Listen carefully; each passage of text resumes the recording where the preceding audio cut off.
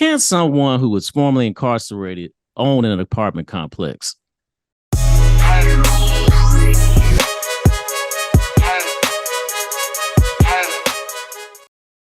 What's up, YouTube and Podcast Nation? Welcome to the From Setbacks to Success YouTube channel and podcast. I'm your host, Quincy Benton, and guess what? I'm a felon. Not only have I been incarcerated, but I've been divorced, I've declared a bankruptcy, I've even experienced a house fire.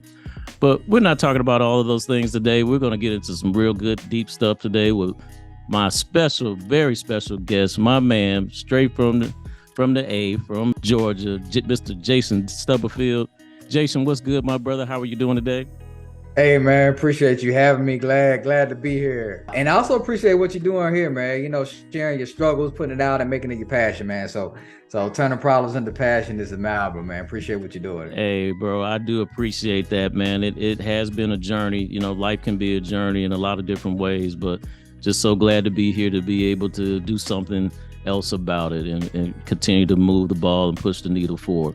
But yeah, man, I want to get straight into, today's episode and why you are the person that I thought by far is the expert in this field that can help men or women. You don't even have to be formally incarcerated for the information that you're going to provide to actually get into the game and start investing in real estate. But let's just start by giving us the audience a little bit of a background about you and how you got into real estate to start with.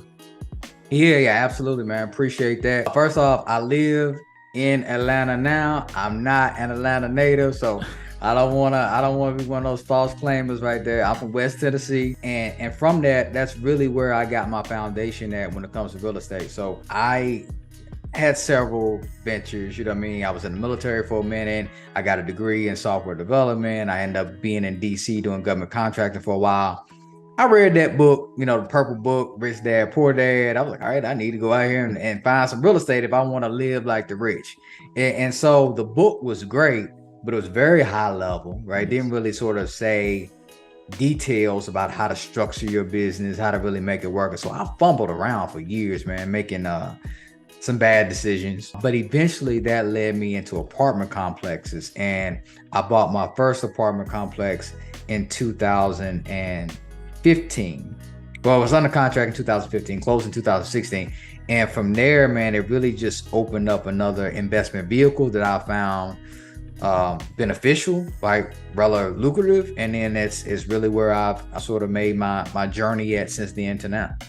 That's awesome, man. That's really awesome. I know, just a little bit of background on myself, real estate for me early on was a game changer. It was the first step that actually got me out of teaching. It was by closing, and I wasn't doing multifamily deals. I was doing single family deals back then, but that was the first deal actually gave me my, first year's salary essentially. And that was what got me, off the, proverbial plantation. And I was able to free up enough capital to begin starting, investing full time. So so when you talk about real estate being lucrative, I know it on a smaller level. So on a grander level, yeah, it definitely makes sense.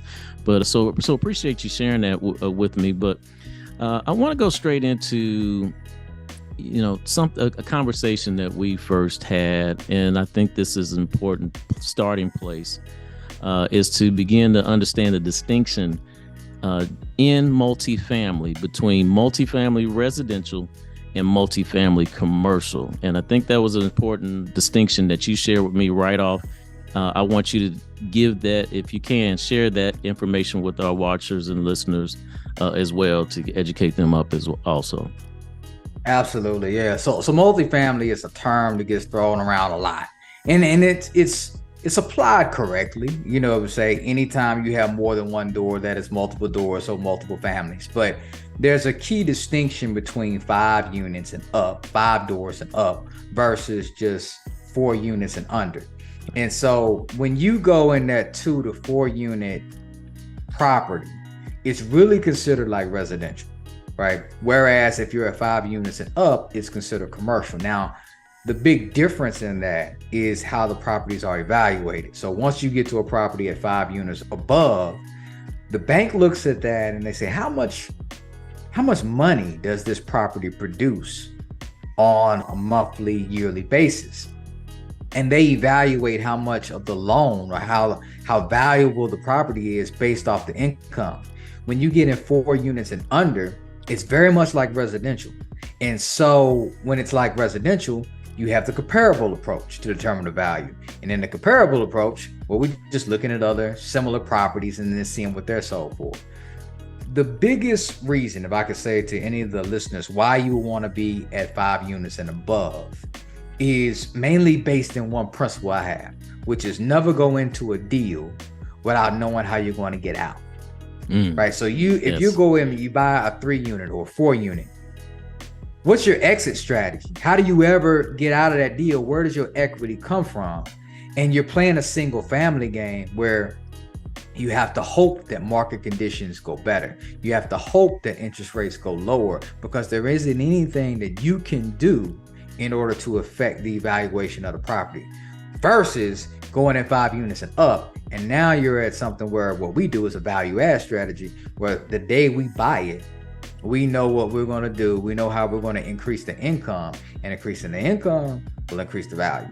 Yeah, man. When you broke that down to me, that was such a game changer in just how I saw it. Didn't know that one extra door, because I think when we first talked, I was like, man, I got to get me a quadplex. And you were like, what? Why just 4? Why not 5? And when you explained it that way, that there's so many other ways with just that extra door that you can create additional value in the property. I just thought that was just phenomenal, and that was something definitely I wanted that to be discussed right off the top. So for anyone who's looking into it, but let's go back just a little bit further, because I know someone, in going back to the original question, many of the people that tune into this channel, have criminal backgrounds on certain levels.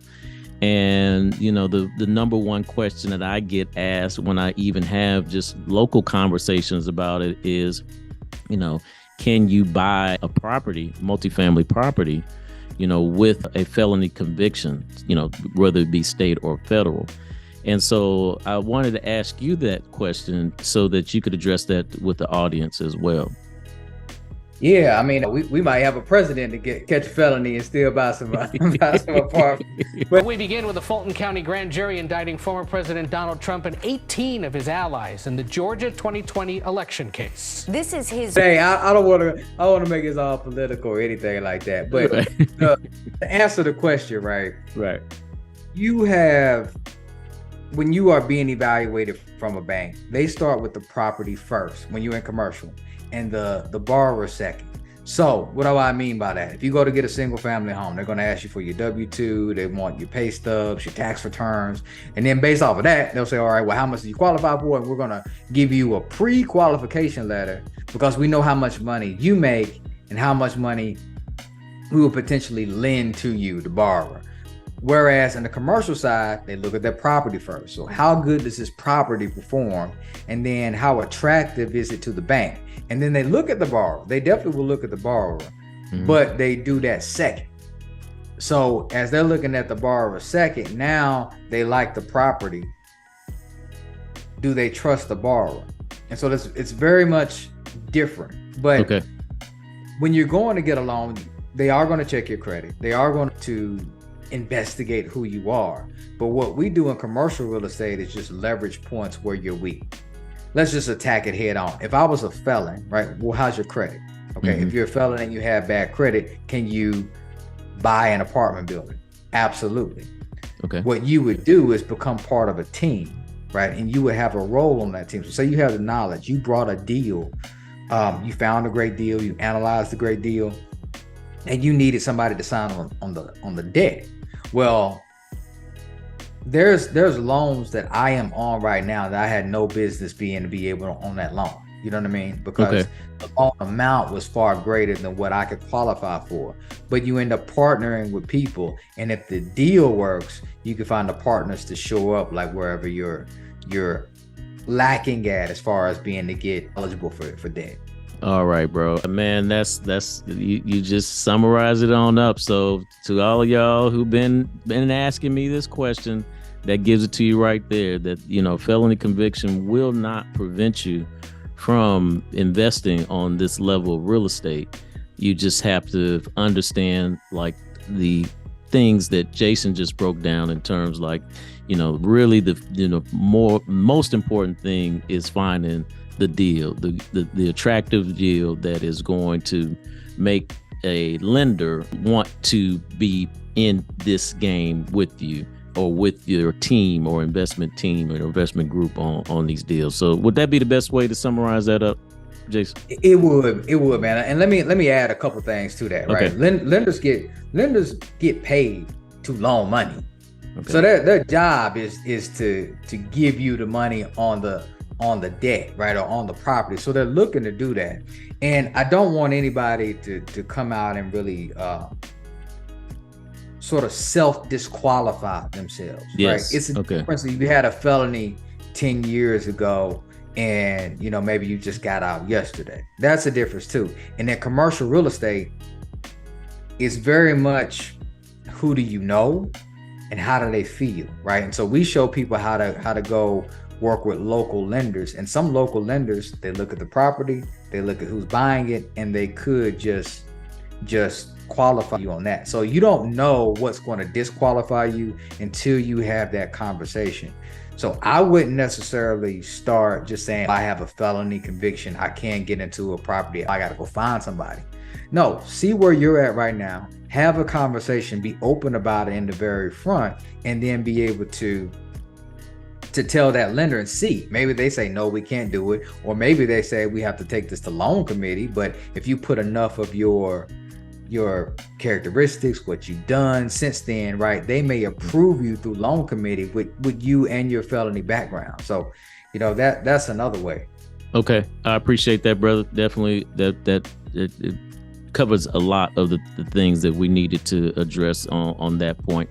Let's jump into, and I just want to get one more question related to that. And I know you say that the deals are kind of the biggest point to start with, but I get another question that asks, like, well, really, how much money, you know, just as if you were going in as an individual investor, or maybe with a partner, we'll say one other partner, roughly how much money would you say, or is there a way to even give an estimate of how much money someone would need to have, maybe as, you know, discretionary income or discretionary funds in order to get started in multifamily apartment complex investing?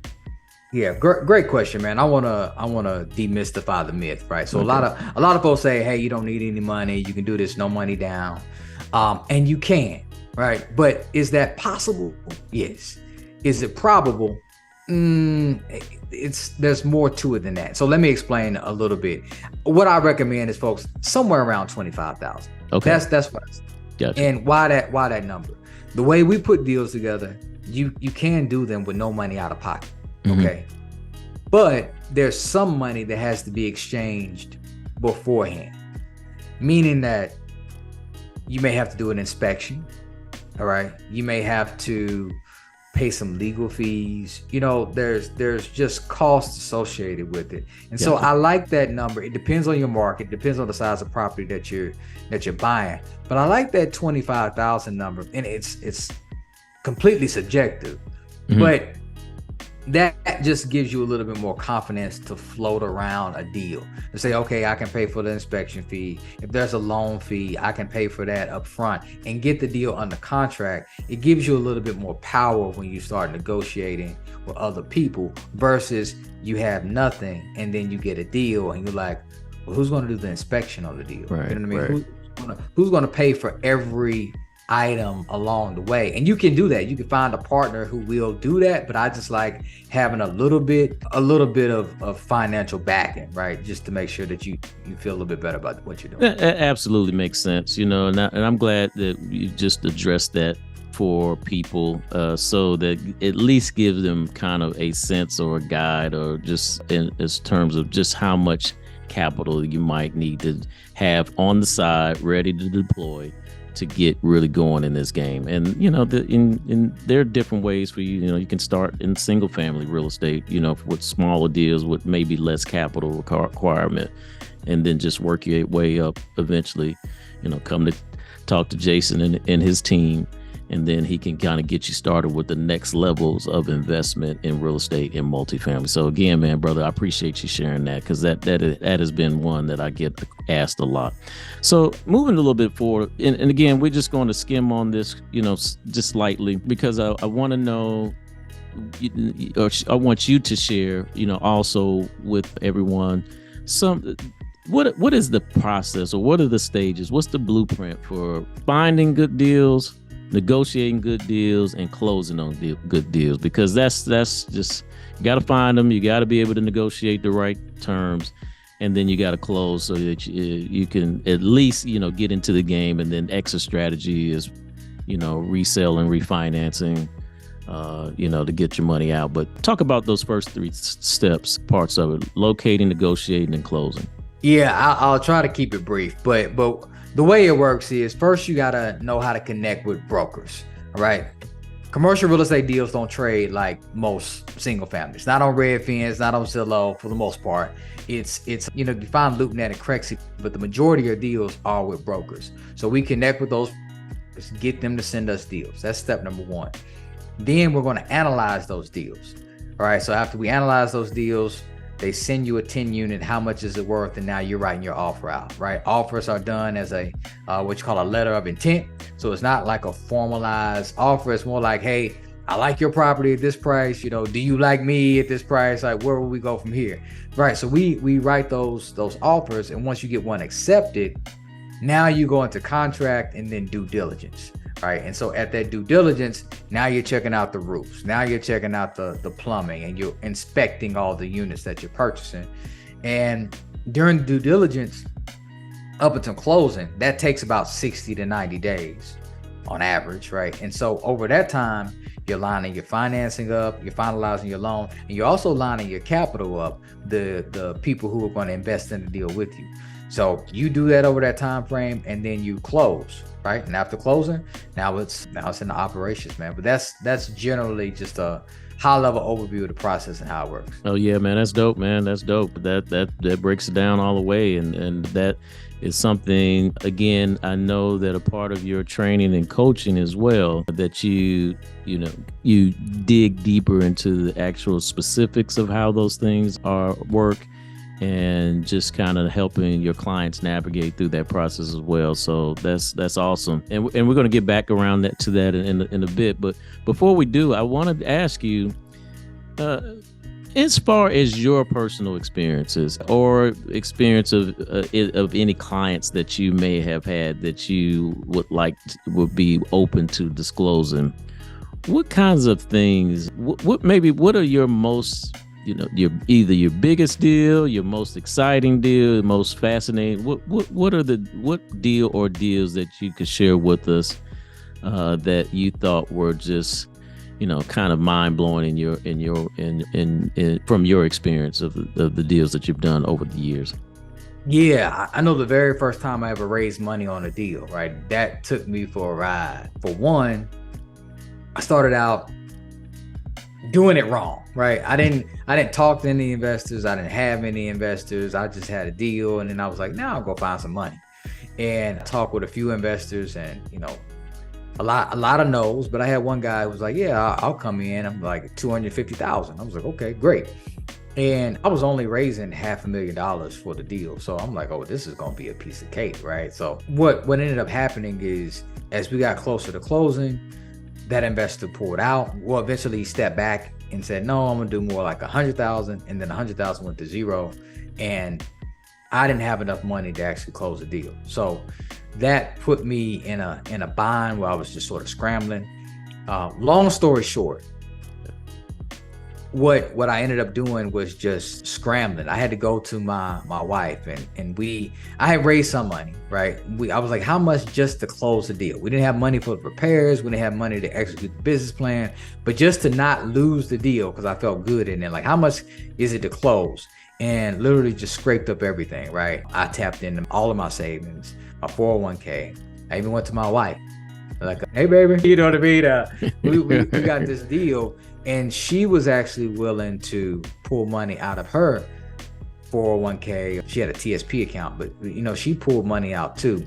And we just got it done. Eventually, we got the investors to do the business plan. But that was a very stressful moment with just figuring out how to save a deal.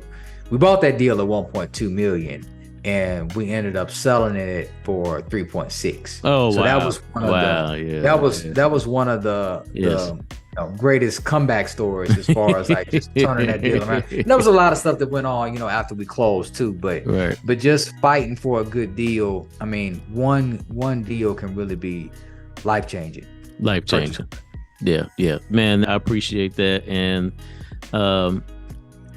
another few questions, just a couple questions with that, because I think there are maybe some lack of understanding of all the different ways that real estate can provide value to you, as in terms of your maybe network, and how you can make money in real estate. Can you elaborate on 3 to 4 of the ways that this level of real estate can be of benefit to someone who is investing in it?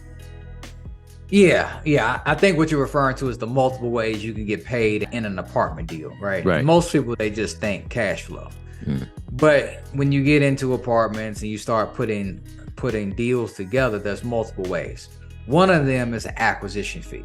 So what's an acquisition fee? It's mainly if you have investors, and there are people out in markets like California, or just high net worth people that don't have time to put in real estate, don't have time to go out and find deals, may not even understand commercial real estate, but they'll invest in it. If you take a group of investors and they give you $1 million, $2 million, and now you are a good steward over their money, you give them a return, you're entitled to a fee for doing that. Right. And so that's typically anywhere from 2 to, on the higher end, 5%. Right. So if you're doing a $5 million deal, right, you do a 2% acquisition fee. Well, that's $100,000 that you can make at the point that you close the deal. Right. There's also asset management fees. Asset management fee, that's just like a percentage of the cash flow each month that you get for managing the property, for making sure that the property manager is doing their job, right? You also have a percentage of cash flow. So if the property makes $10,000, depending on how you split it, you may give $7,000 to your investors. You may keep $3,000, right? If you're just splitting the cash flow. And then you have the back end money, right? So a percentage of ownership from the sale, which could be the same split if you did like a 70-30 split, so you make money that way. And there's also what's called just capital transaction fee. We'll say like, hey, I did something to get my investors their money back, so there's a fee that you can put on for that. So all in all, I mean, there's multiple ways that you can do a deal that will be profitable for you. And what we do is just look at, what makes sense, right? Does this deal make sense for you as an investor? And then also, does it make sense for the investors who may come in with you passively? Got you, brother. That's it, man. You got it right here. The guys and gals, you laced up, man. There's multiple ways to get it in real estate. And this individual, this person, strongly, if you can't tell that he doesn't, have the expertise and knowledge to get you to a place where you can make money in real estate, then this whole channel might not be for you. But anyway, so Jason, again, thank you for your time today. For everyone, again, can you give us your contact information, your company? How would people reach out to you? And again, you feel free to share some things about your coaching and consulting as well in this space also. Yeah, definitely, man. I think that one of the best ways is just, because this is new, a lot of people don't even understand what it's about, how it works. And so I put together a free course, right? And with that, if you go to course.themultifamilycode.com, setbacks.com/join. That's a mouthful. I can give you the link if you want to pull it up for the viewers. But Yes. if you go there, it's a free course. I did not hold punches on it. It's not some high level all fluff. It is an introduction and practical things that you can do to start making progress in this business. So I would just encourage people to go there, check it out, and then that will sort of have the ability for you to tap in with us. Okay, so we'll have that down below in the description, the link to that for you guys to sign up there, and we'll also have Jason's social media profiles as well for you to click on and to reach out to him also. But Jason, brother, I appreciate you as always, man. Thank you for locking in on today's episode, and for everyone else who's been watching and listening, don't let your setbacks stop you from your success. And until next time, peace.